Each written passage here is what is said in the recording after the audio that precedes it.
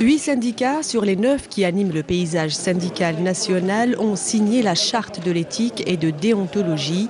Après 17 mois de discussion, les syndicats se sont accordés sur un seul objectif, celui d'aller vers la stabilité et l'école de qualité.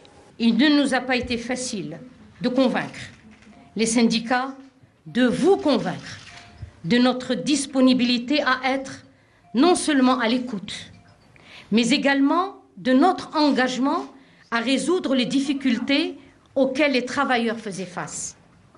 Et c'est depuis 17 mois que nous avons lancé le débat sur le projet de charte d'éthique et plus particulièrement depuis l'adoption de la recommandation issue de la Conférence nationale d'évaluation à mi-parcours de la réforme de l'école en juillet 2014.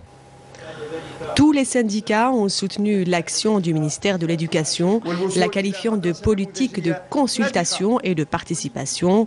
C'est une nécessité absolue pour certains et pour d'autres, un événement national dans des circonstances difficiles. Cette charte ne va pas entraver les mouvements de grève. Si la base demande des mouvements de grève tant qu'il y aura des revendications, cette charte va apporter une certaine sérénité, une stabilité et aussi le respect mutuel de tous les travailleurs et aussi des responsables et du ministère. Et on a travaillé d'arrache-pied, on a travaillé un travail de marathon depuis 3 jours, de 8h du matin presque à 20h, 21h, mais on est arrivé à un consensus. Le plus important dans cette charte, parce qu'à chaque fois on nous reproche, peut-être nos adhérents, ils disent si vous signez la charte, il n'y a pas de grève. Le mot grève, on a essayé de le bannir du secteur.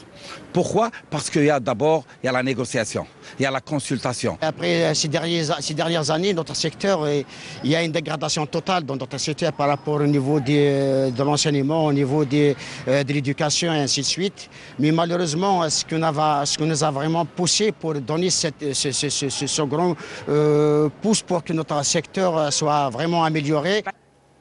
Pour la ministre de l'Éducation, la priorité reste la prise en charge des élèves.